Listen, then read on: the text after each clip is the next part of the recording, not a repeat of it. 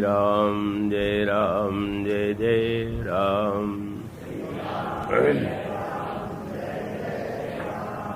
श्री राम जय जय राम। श्री राम जय जय राम।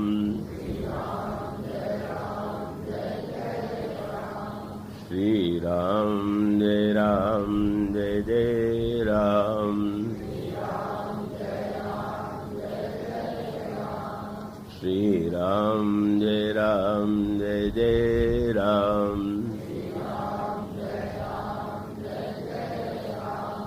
श्री राम जय जय राम। बोलिए सियावर रामचंद्र महाराज की। ओम मंगलमूर्तये नमः। गणाधिपतये नमः। शांतं शाश्वतमप्रमेयमनघं निर्वाणशान्तिप्रदं ब्रह्माशं फणीन्द्रसेव्यमनिशं वेदान्तवेद्यं विभुं परामाख्यं जगदीश्वरं सुरगुरुं मायामनुष्यं हरिं वन्देऽहं करुणाकरं रघुवरं भूपालचूडामणिं रक्ताम्बोजदलाविरामनयनं पीताम्बरालङ्कृतं श्यामङ्गं द्विभुजं प्रसन्नवदनं श्रीसीतया शोभितं कारुण्यामृतसागरं प्रियगणैर्भ्रात्रादिभिर्भावितं वन्दे विष्णुशिवादिसेव्यमनिशं भक्तेष्टसिद्धिप्रदं कौशलेन्द्रपदकञ्जमञ्जुलौ कोमलावजमहेशवन्दितौ जानकीकरसरोजलालितौ चिन्तकस्य मनभृङ्गसङ्गिनौ वन्दे विदेहतनया पदपुण्डरीकं कैशोरसौरभ समाहृतयोगिचित्तम् हन्तं प्रतापमनिशं मुनिहंससेव्यं सन्मानशाली परिपीतपरागपुञ्जम् अतुलितबलधामं हेमशैलाभदेहं नवयवनकृशानुं ज्ञातिनामग्रगण्यं सकलगुणनिधानं वानराणामधीशं रघुपतिप्रियभक्तं वातजातं नमामि। यत्र यत्र रघुनाथकीर्तनं तत्र तत्र कृतमस्तकाञ्जलिं बाष्पवारि परिपूर्णलोचनं मारुतिं नमत राक्षसान्तकं गरुडमहाज्ञानी गुणराशि हरिसेवकयति निकटनिवासी कुन्दयन्दुधरगौरसुन्दरं मम्बिकापतिमभीष्टसिद्धिदं कारुणीककलकञ्जलोचनं नौमि शङ्करमनङ्गमोचनं प्रभु समर्थ सर्वज्ञ शिव सकलकलागुणधाम योगज्ञानवैराग्यनिधि प्रणतकल्पतरुणां वंशी विभूषितकरान्नौनीरदावात् पीताम्बरादरुणबिम्बफलादरुष्टात् पूर्णन्दुसुन्दरमुखादरविन्दनेत्रात् कृष्णात् परं किमपि तत्त्वमहं न जाने। वैदेही सहिते सुरद्रुमतले हेमैर्महामण्डपे रत्ने पुष्पगमासने मणिमये वीरासने संस्थितम् अग्रे वाचयति प्रभञ्जनसुते तत्त्वं मुनीन्द्रैः परम् व्याख्यातं भरतादिभिः परिवृतं राम भजे श्यामलम्। श्री गुरु चरण सरोज रज निज मन मुकुर सुधारि।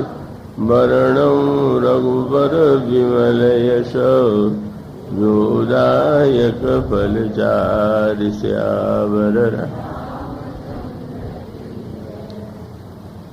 एक दो सूचनाएं। जो भक्त यहाँ खड़े हैं बाहर की ओर, उन्हें यह जान करके संतोष हो सकता है कि चौथे तल्ले पर भी बैठने की व्यवस्था है और वहाँ आप वक्ता को देख और सुन भी सकते हैं। आप वहाँ भी जाकर के कथा का लाभ ले सकते हैं। और यहाँ जो श्रोता हैं, देवियाँ हैं, उनसे पुरुषों से भी प्रार्थना है कि जिन्हें किसी कारण से बीच में जाना हो, उन्हें ऊपर बैठ करके प्रवचन का आनंद भी लेना चाहिए और बिना किसी प्रकार के की बाधा के वो चुपचाप जा भी सकते हैं। तो ये जो प्रवचन माला का आयोजन हुआ, इस बार बम्बई के इस प्रवास में 2 कार्यक्रम संपन्न हुए। एक हमारे श्री मेघराज जी सोरेवाला के परिवार की ओर से कई वर्षों से क्रम चलता आ रहा है। वह 9 दिन का प्रसंग चला और आपने उसका आनंद लिया।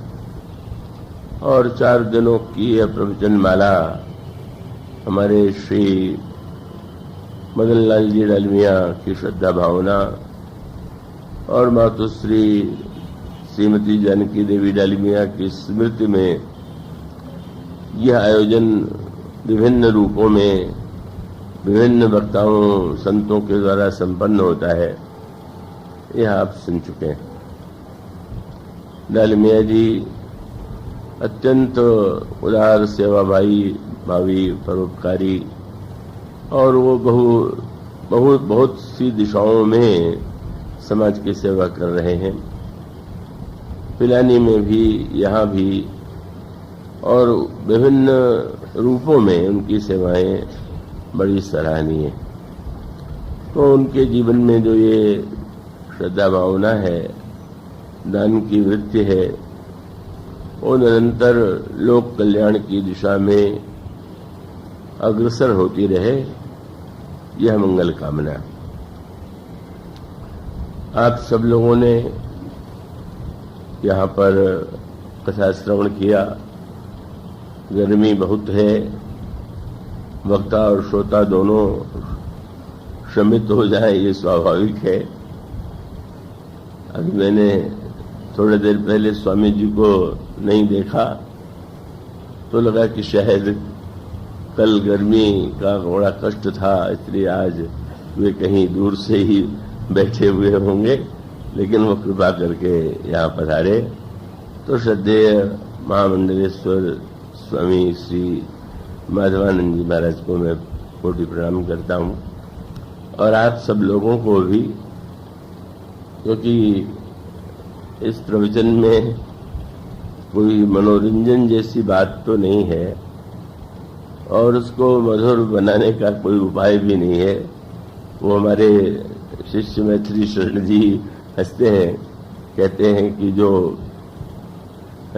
उसको टेप रिकॉर्डर से कैसेट बना रहे हैं, उन्होंने एक दिन कल या किसी दिन कहा कि वो समझ में नहीं आता कि ये तो वो शायद कर्नाटक के हैं तो हिंदी अपने ढंग से बोलते हैं, ये तो हंसाता भी नहीं है, गाता भी नहीं है, फिर भी इतने लोग आते हैं और सुनते हैं। तो वो उसका अर्थ ये है कि ऐसा लगता है कि कथा को मधुर बनाने के लिए इन सब वस्तुओं की आवश्यकता है, पर ऐसा है नहीं। कथा स्वयं इतनी मधुर है कि अन्य साधनों के द्वारा उसे मधुर न भी बनाया जाए तो वो मधुर ही है। और ये सिद्ध होता है कि आप लोग एक अच्छी संख्या में गर्मी के कष्ट को सहते हुए भी इतने एकाग्र चित्त से श्रवण करते हैं, तो इसके द्वारा भगवत कथा की महिमा प्रकट होती है और आप लोगों की जो श्रद्धा वृत्ति है। श्री हरिभाई जी देशवाला ने प्रेमपुरी अध्यात्म विद्या पीठ की विद्या भवन की गतिविधियों का आपको विस्तार से परिचय दिया और उसे पुनः दोहराने की आवश्यकता नहीं है। अनेक रूप में इस संस्था के द्वारा जो सेवा संपन्न हो रही है उसकी जितनी प्रशंसा की जाए उतनी कम। तो इसलिए आइए इस बार जो एक भिन्न रूप में कथा प्रस्तुत की गई, क्योंकि किसी एक प्रसंग के माध्यम से नहीं, 9 दिन तक जो प्रवचन हुआ था उसमें श्रद्धा और विश्वास के घनीभूत रूप भगवती पार्वती और भगवान शंकर की वंदना थी। उस श्लोक की व्याख्या की गई थी, तो वहां तो विस्तार था और यहाँ 4 दिनों में 4 प्रसंगों की चर्चा की गई। इसलिए नित्य कथा कुछ लंबी खिंच जाती है। उलाहना भी कई बार हमारे निकटस्थ देते हैं कि अब वो इतना गर्मी के कष्ट में इतना बोलना शायद उचित नहीं है। तो मैं ये कहता हूं कि भाई मैं कथा तो अपने आनंद के लिए ही कहता हूं, अब वो श्रोताओं को क्या लगता है मैं नहीं जानता, और लंबा करने में वो तो मैं कोई अपने बुद्धि विचार से नहीं बोलता। तो जैसे प्रभु की कृपा होती है, जैसा वे कहलाते हैं वैसा आपके सामने कह दिया जाता है। पर वो एक दिन में एक विषय होने से जैसे संतोष नहीं होता, और इसलिए थोड़ा उसको और स्पष्ट करने की इच्छा बनी रहती है।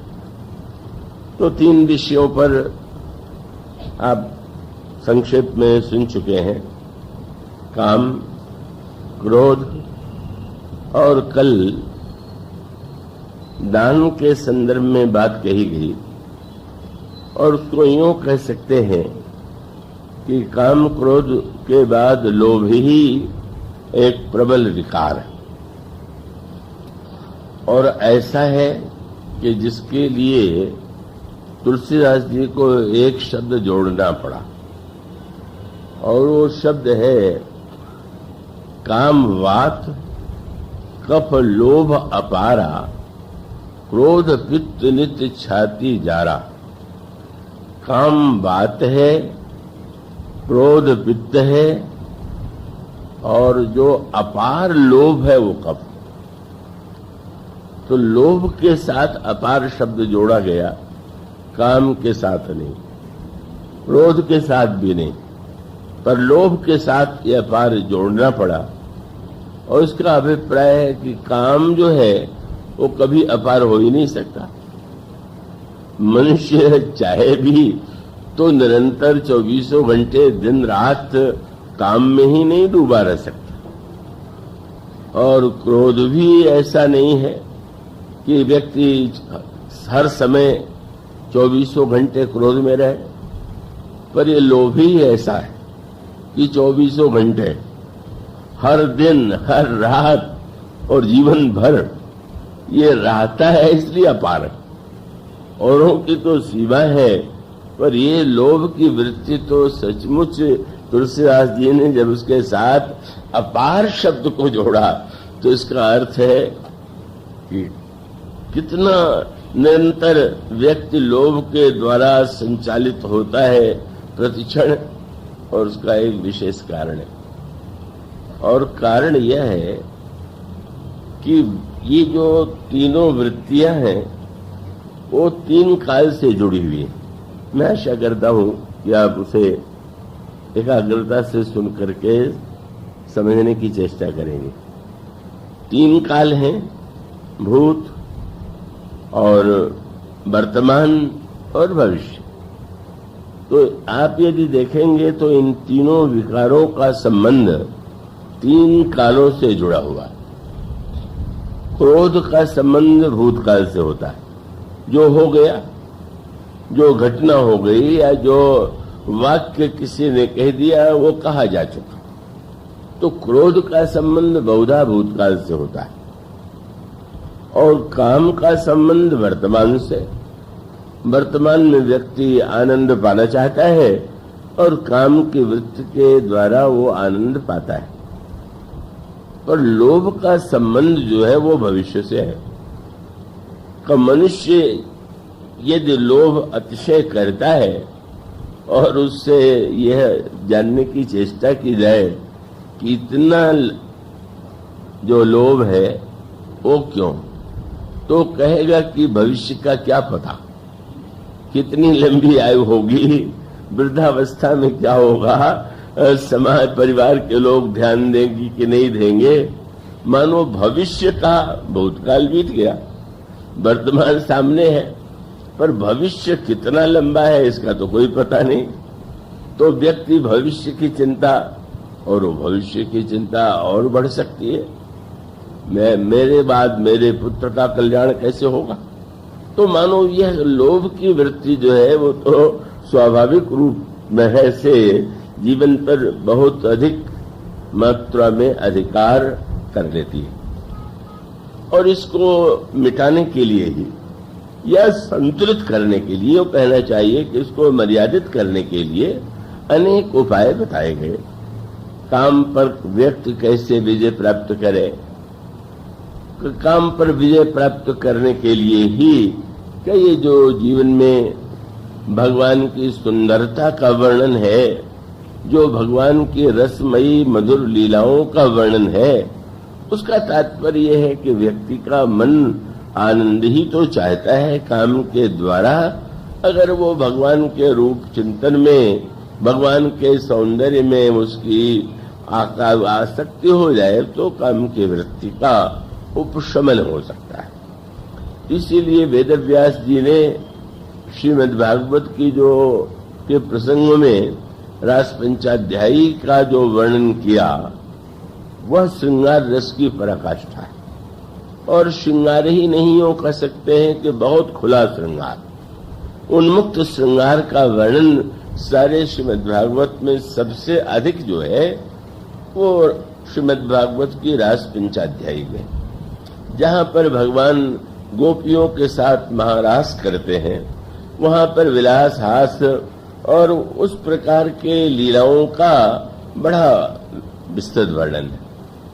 पर बड़ी अनोखी बात है, पूछा जा सकता है कि इस प्रकार की श्रृंगार की लीला का इस तरह से खुले वर्णन का क्या तात्पर्य। आप में से थोड़े लोग ही ऐसे होंगे जो जानते होंगे कि गीता प्रेस ने जो धार्मिक जगत की सेवा की है उससे आप सब परिचित है, कितनी बड़ी सेवा है। पर उसका एक संस्मरण है, उसके जो महानतम दो स्तंभ थे श्री जयलाल जी गोयनका और श्री हनुमान प्रसाद जी पोद्दार, उनमें श्रीमद् भागवत के रास पंचाध्यायी को लेकर के मतभेद हो गया।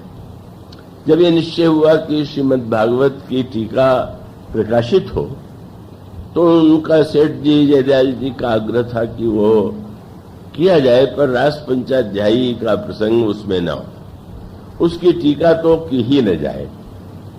और श्री भाई जी हनुमान प्रसाद जी पोद्दार का आग्रह था कि नहीं, उसके बिना तो श्रीमद् भागवत ही निष्प्राण है और वह तो अत्यधिक कल्याणकारी है। और वो वर्षों तक ये बात अटकी रही। फिर श्री जयलाल जी जब सहमत हुए तब श्रीमद् भागवत और उसमें रास पंचाध्यायी उसका प्रकाशन हुआ। दोनों श्रेष्ठ पुरुष थे, पर दोनों की धारणा में एक भिन्नता थी। श्री जयदयाल जी को यह लगता था कि श्रृंगार का यह प्रसंग कुछ अश्लील जैसा है और लोगों के मन पर इसका बड़ा बुरा प्रभाव पड़ेगा। जब श्री कृष्ण की रासलीला का वर्णन पढ़ेंगे, सुनेंगे, तो उनके मन में काम वासना की वृद्धि होगी, ऐसी उनकी धारणा थी। पर श्री भाई जी का यह कथन अपने स्थान पर था कि भगवान वेद व्यास के सामने भी तो ये प्रश्न था, और श्रीमद् भागवत के वक्ता हैं सुखदेव जी महाराज, जो बाल ब्रह्मचारी हैं, जो निरंतर नग्न रहते हैं। तो ऐसे महापुरुष के द्वारा अगर यह प्रसंग अश्लील हो तो क्यों वर्णन करेंगे। और तब उस श्लोक की ओर उन्होंने ध्यान आकृष्ट किया कि श्रीमद् भागवत में रास पंचाध्यायी का वर्णन करने के बाद व्यास जी कहते हैं कि यह जो रास पंचाध्यायी है कि इसको जो पाठ करेगा, धारण करेगा, उसकी काम वासना का शमन हो जाएगा। हृदरोग मानो जो काम की वृत्ति है उसका शमन होगा, ऐसा वर्णन किया गया। तो दोनों ही बातें अपने स्थान पर है। पहली दृष्टि में तो यही लगता है कि अगर श्रृंगार की बात को बहुत खुल करके लिखा जाए तो पढ़ने वाले के मन पर उसका बुरा असर पड़ेगा। पर वो भक्तों ने इसको जिस दृष्टि से देखा तो वो बहुत महत्व की बात है। और इसका अभिप्राय यह है कि जब इस रास लीला को जो लोग दुरुपयोग करने वाले हैं वो तो अच्छी से अच्छी वस्तु का दुरुपयोग करते ही हैं और करते ही रहेंगे, उन्हें कोई नहीं रोक सकता। पर उसका अभिप्राय ये है कि ये जो भगवान कृष्ण की रसमयी लीला है का इसका दर्शन करने के लिए कहाँ जाएंगे आप? क्या ये बाहर देखने की वस्तु है क्या? और उसका उत्तर यह है कि यह लीला और उसके सूत्र पर आप ध्यान दें। भगवान श्री कृष्ण के हाथों में, उनके कर कमलों में जो आप वंशी देखते हैं, कितनी उस वंशी की महिमा का, उसकी मधुरता का वर्णन किया है ब्रज के भक्तों ने, संतों ने, ग्रंथों में। पर आपने इस बात पर ध्यान दिया कि श्री कृष्ण भगवान श्याम सुंदर की यह वंशी बस केवल वृंदावन तक ही रही। मथुरा में भगवान कृष्ण के हाथ में वंशी नहीं, और वंशी बजने का प्रश्न भी नहीं है जब वंशी ही नहीं। द्वारिका में नहीं, मथुरा में नहीं, कुरुक्षेत्र में तो भला उसके बजने का कोई प्रश्न नहीं कहा। तो यह जो वंशीनाद है, और जिस वंशीनाद को सुन करके गोपियां श्याम सुंदर की ओर आकृष्ट होती हैं, वह सदा सर्वत्र नहीं बज सकती। उसके बजने के लिए कावस जो बजने का स्थान है, वह स्थान तो केवल वृंदावन की भावभूमि है। एक बड़ा ये विस्तृत प्रसंग है, इस पर विचार करते हुए एक ग्रंथ जो लिखा गया उसमें इसकी ओर संकेत किया गया।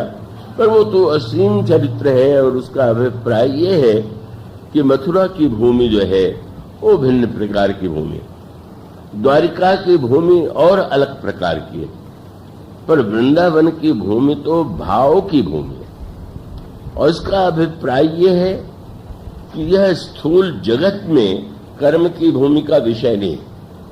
अगर मथुरा में भगवान कृष्ण की या द्वारिका में या आज कुरुक्षेत्र में उनका वह रूप दिखाई देता है तो ये वहां की वस्तु नहीं, वो तो जो शुद्ध भाव में। और इसका अर्थ क्या है कि आप रस लेने के लिए हर वस्तु का रस जो है स्थूल रूप से ही पाने की अभ्यस्त है, कि आप अपने भावना में भी आनंद और रस का अनुभव कर सकते हैं। तो जो स्थूल वृत्ति के व्यक्ति होते हैं उनको तो बिना स्थूल वस्तु हुए उनको संतोष नहीं होता।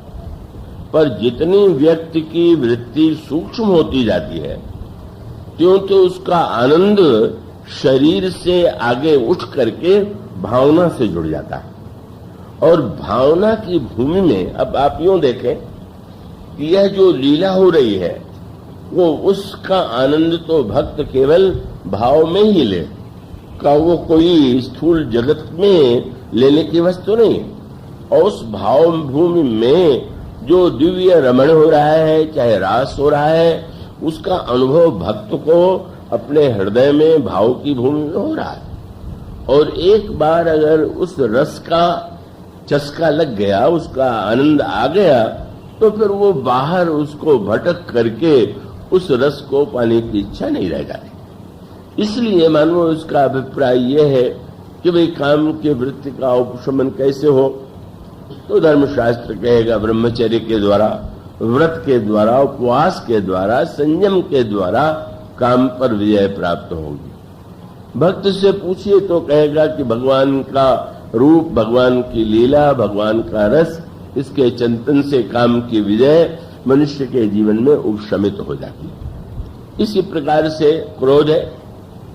क्रोध के संदर्भ में भी शास्त्रीय विधि यही है कि क्रोध करे तो क्रोध के साथ साथ अगर व्यक्ति में क्षमा की वृत्ति आ जाए तो क्षमा का अभ्यास करने से व्यक्ति का, चलो सामने वाले व्यक्ति ने कोई भूल कर दिया, कोई अपराध कर दिया, लेकिन जीवन में क्षमा का बड़ा महत्व है। और फिर बड़ी महत्व की बात जिसकी चर्चा हम आगे करेंगे, तो क्षमा के द्वारा व्यक्ति चाहे तो क्रोध की वृत्ति को धीरे धीरे शांत कर सकता है। तो इसलिए ज्ञानदेव पर प्रसंग में क्षमा किया की तुलना वायु से की गई।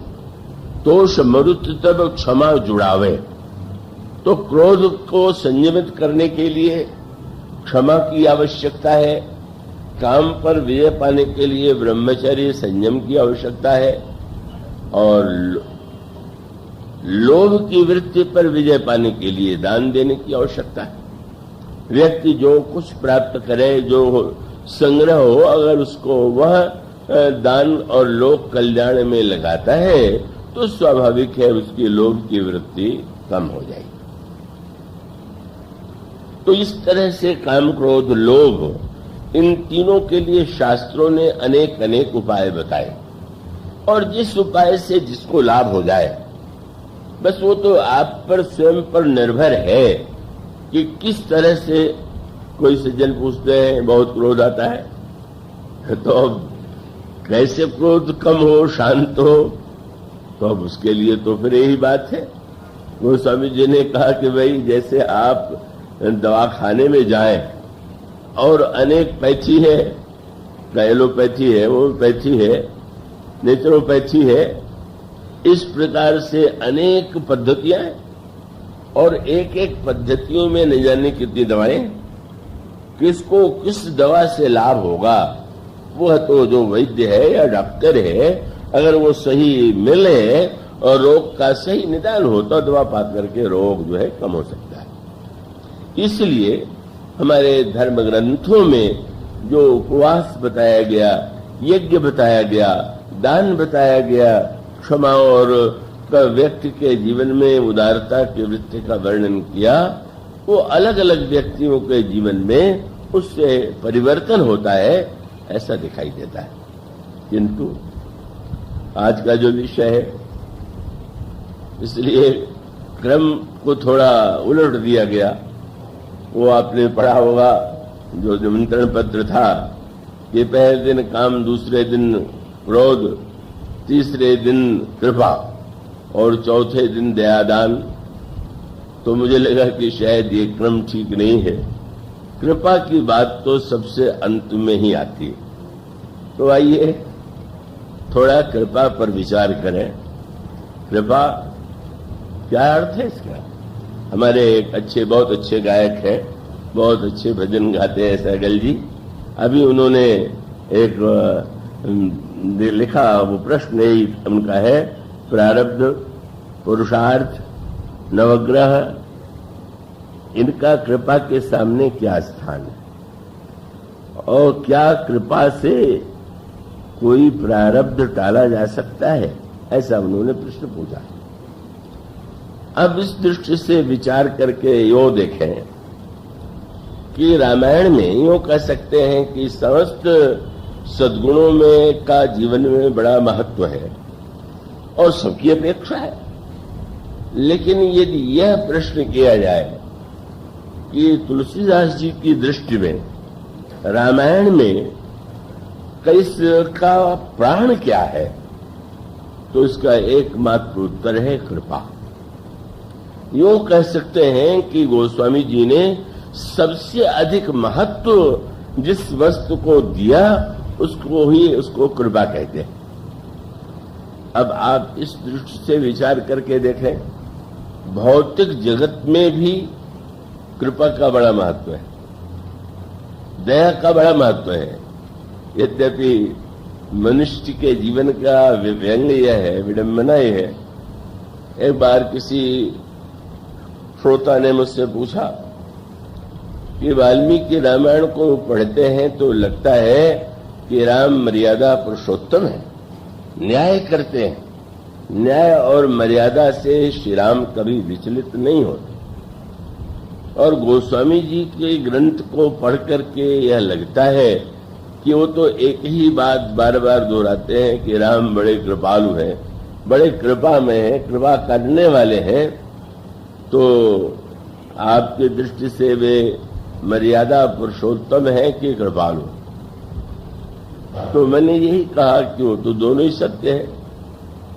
और यूं कह लीजिए, सत्य का तात्पर्य यह है कि अगर एक न्यायाधीश के विषय में वकील से पूछा जाए या उसके न्यायालय में जो अपराधी जाते हैं या जो न्याय के लिए जाते हैं उनसे पूछा जाए कि न्यायाधीश कैसे हैं, तो अगर प्रशंसा करेगा तो यही कहेगा बड़े निष्पक्ष हैं, बड़े एकदम संतुलित न्याय करने वाले हैं और साथ साथ अत्यंत कठोरता से न्याय करते हैं, का बिल्कुल विचलित हुए बिना किसी के प्रति पक्षपात के न्याय करते हैं। न्यायाधीश के विषय में यह कहना बिल्कुल ठीक है।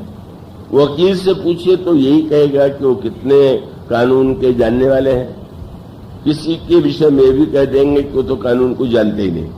प्रशंसा करेंगे तो यही कहेंगे कि कानून का उन्हें बहुत बड़ा ज्ञान है।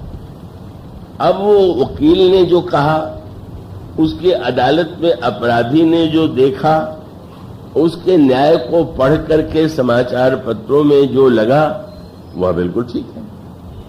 पर एक नन्हा सा बच्चा न्यायाधीश का, उससे अगर पूछिए कि तुम्हारे पिताजी कैसे, तो क्या कहेगा कि वो बड़े कानून के पंडित हैं? उस बेचारे को न कानून का ज्ञान है और न कानून के पांडित्य का कोई अर्थ है उसके लिए ये भी नहीं है कि बड़े ही कड़े हैं। कई न्यायाधीश बड़े कड़े होते हैं। अगर कोई वकील भी, अगर कोई एडवोकेट भी ऐसे वस्त्र पहन के आ गया जो वो मर्यादा के अनुकूल नहीं है तो बोलने नहीं देते। क्या वो कह सकता है क्या बच्चा कि वो बड़े भारी मर्यादा पुरुषोत्तम है, बड़े कड़े कानून से वो निर्णय देते हैं, जरा भी न्यायालय की मानहानि उन्हें सही नहीं है?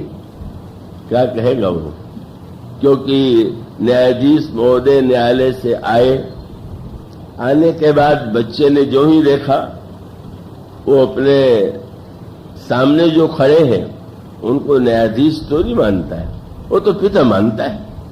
पिता की गोद में वो कूद पड़े, उनका कान पकड़ ले, उनकी नाक खिला दे, तो क्या वो महोदय जो है उसको न्यायालय के मानहानि का दंड देंगे क्या?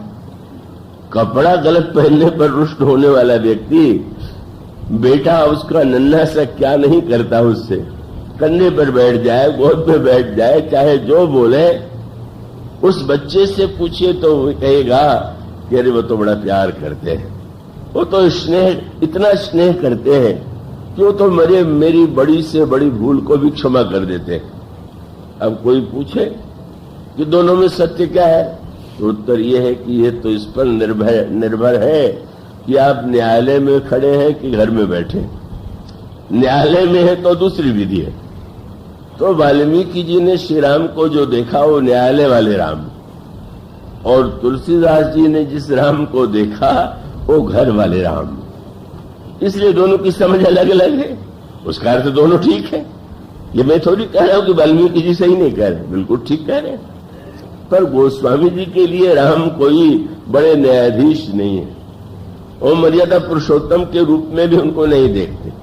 वे तो श्री राम को जब देखेंगे तो कहेंगे कि वाह, श्री राम से बढ़ करके कोई कृपालु हुआ ही नहीं, और वो तो निरंतर कृपा ही करते रहते हैं। तो सत्यवान है, जिसके पास जो दृष्टि है, जिसने भगवान से जो नाता जोड़ा, जिस रूप से परिचय पाया, वो ऐसा कह रहा है, वो ठीक कह रहा है, पर वो अपनी दृष्टि से ठीक कह रहा है, दूसरों के लिए आवश्यक नहीं है कि वो ठीक। और इसको उलट करके भी मैंने कहा कि सत्य तो यही है कि श्री राम में ही दोनों बातें नहीं है, वो तो ईश्वर है, उनमें तो अनंत गुण है, पर हम लोगों में भी ये दोनों ही गुण विद्यमान है। मर्यादा पुरुषोत्तम भी हम लोग हैं और बड़े कृपालु भी। पर पूछा जाए कि फिर श्री राम में और हमें तो कोई अंतर नहीं है? नहीं, बहुत बड़ा अंतर है। क्या? श्री राम दूसरों के लिए कृपालु हैं और अपने लिए मर्यादा पुरुषोत्तम, और हम लोग अपने लिए कृपालु हैं और दूसरों के लिए मर्यादा पुरुषोत्तम है। जब अपनी भूलों पर विचार करते हैं तो कहते हैं कि ये तो होता ही रहता है, ये तो मानव स्वभाव है, ऐसा बस ऐसे कृपालु बन जाएंगे कि हमें तो कोई भूल है भी तो क्या हुआ, और दूसरे के विषय में फिर इतने बड़े न्यायाधीश बनेंगे, ये है, ऐसा दोष है, ऐसा दोष है। और अगर कोई कह दे कि उनमें ये गुण है तो कहेंगे कि इस गुण के पीछे क्या है ये तो मैं ही जानता हूं। मैंने गुण के पीछे भी कोई दोष निकाल देंगे। तो भाई कृपा का गुण और मर्यादा का गुण सब में है, पर हम लोग उसका दुरुपयोग कर रहे हैं। पर वस्तुतः अगर गहराई से विचार करके देखें तो एक सीमा तक मर्यादा का महत्व है, पर महत्व के साथ साथ इसीलिए इस विषय को अंत में रखा गया कि कृपा शब्द का दुरुपयोग भी बहुत हो सकता है। अगर यह कह दिया जाए कि भगवान तो अपराध क्षमा कर देते हैं, बड़े कृपालु हैं, तो इसके द्वारा अगर भक्ति भावना का उदय हो तो बहुत अच्छा है। इतने कृपालु हैं तो इनसे प्रेम करना चाहिए, इनकी भक्ति करना चाहिए, और बड़े कृपालु हैं इसलिए खुल करके अपराध करना चाहिए, क्षमा तो कर ही देंगे, यह अर्थ अगर ले लेगा तो अकल्याणकारी होगा। इसलिए सत्य तो यही है कि यह जो काम क्रोध लोभ है, कितने दिनों से कितने मंचों से इनकी निंदा की जा रही, सारे शास्त्रों में इनकी निंदा की गई, और साथ साथ वक्ता लोग अपनी विद्वत्ता से उसका बड़ा उत्कृष्ट वर्णन करते हैं, उसे छोड़ने का उपदेश देते हैं। किंतु इतना होते हुए भी बिरले ही ऐसे व्यक्ति होंगे कि जो इन बुराइयों को सच्चे अर्थों में उन पर विजय प्राप्त कर सकते हैं। क्यों? अब उसके संदर्भ में केवल इतना ही आप भौतिक दृष्टांत भी अगर लें तो उस संदर्भ में भौतिक दृष्टांत भी यही है कि अंत में ये, जैसे हमारे सगल जी ने जो प्रश्न पूछा, जैसे नवग्रह या अन्य जो पद्धतियां हैं, ऐसा मान करके व्यक्ति चलता है कि जो व्यक्ति कर्म इस समय कर रहा है उसका फल तो उसे मिलता ही है, पर पूर्व जन्मों में भी जिस कर्म का फल वो उसका नहीं भोग पाया है उसको भी इस जन्म में व्यक्ति को भोगना है। अब यह सिद्धांत जो है लगता तो तर्क संगत है कि भाई एक सूत्र है रामायण में कि कर्म प्रधान विश्व करि राखा, जो जस करई सो तस फल चाखा। ईश्वर ने इस संसार का जब निर्माण किया तो उसके लिए उन्होंने कर्म की रचना कर दी। ईश्वर कुछ नहीं करता, स्वयं उसमें कोई हस्तक्षेप नहीं करता, व्यक्ति अपने ही कर्मों का फल भोग रहा। ये बात कही जाती है और ये बात अपने आप में सही भी है, किंतु सबसे बड़ी समस्या यह है कि यह जो दंड या मनुष्य के जीवन में प्रारब्ध कर्म का भोग है का यह गणित तो इतना उलझा हुआ है कि उसको पढ़ने के बाद तो कोई भी व्यक्ति ऐसा नहीं है कि वो बिल्कुल आतंकित न हो जाए। क्योंकि मान लीजिए इस जन्म में हम सावधान रहें कि ऐसी भूल न हो, लेकिन अब अगर हजारों जन्मों से जुड़े हुए हैं और उस समय का भी पुराना खाता चल ही रहा है तब तो बहुत बड़ा संकट है। इतना बड़ा संकट है कि भाई फिर तो चलते ही जाएगा। और खाते की पद्धति इतनी जटिल है कि उसकी क्या कहा जाए। जैसे अगर ये कर्म सिद्धांत में माना जाए कि 10 पाप किसी ने किए 15 पुण्य किए तो चलो गणित हो जाए कि 10 पुण्य 10 पाप से पुण्य से पाप कट गया, अब 5 पुण्य जो बचा है उसका आनंद लेगा। पर कर्म शास्त्र कहता है ऐसा बिल्कुल नहीं। 15 पाप किया है उसका फल अलग भोगिए, 10 पुण्य किया है उसका फल अलग भोगिए। कितना कठिन गणित है। इस तरह का लंबा खाता उद्गंध में आता है।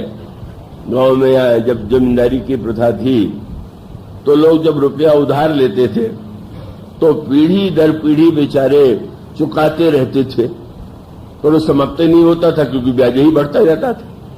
मानो ऐसी जटिल, इसलिए रामायण में शब्द कहा गया कठिन कर्म फल जान विधाता। ब्रह्मा का ये कठिन कर्म फल ऐसा है कि भाई वो तो गणित वही जान सकते हैं। मनुष्य के लिए उस गणित की कल्पना ही बड़ी दुखदायी। इस गणित की कल्पना का जो दुख है उसको भौतिक जगत में भी यूं देखें। उसका रूप यह है कि जैसे जब कोई अपराधी अपराध करता है तो न्यायालय में जाता है, पर अगर उस न्यायालय के निर्णय से उससे संतोष नहीं हुआ तो और उच्च न्यायालय में जाता है, उससे भी संतोष नहीं हुआ तो सर्वोच्च न्यायालय में जाता है, और सर्वोच्च न्यायालय से अगर कोई निर्णय हो गया, किसी अपराधी को दंड दिया गया कि इसकी फांसी, इसको फांसी पर चढ़ाया जाए, तब अब न्याय की दृष्टि से तो सर्वोच्च न्यायालय में वो पहुंच गया। वहां निर्णय हुआ कि इसके अपराध के लिए इसको मृत्युदंड फांसी की सजा दी जाती है। तब आप नियम अभी जानते हैं क्या कि फिर अंत में वह राष्ट्रपति के पास दया की प्रार्थना लेकर के जाता है कि मुझसे अनजाने में या आवेश में इस प्रकार के कारणों के द्वारा यह कहा जाता है कि मेरे अपराध का दंड कम कर दिया जाए, क्षमा कर दिया जाए। और वो राष्ट्रपति चाहता है तो दंड को कम कर सकता है, अधिक लंबी सजा को भी कम कर सकता है, जल्दी मुक्त कर सकता है।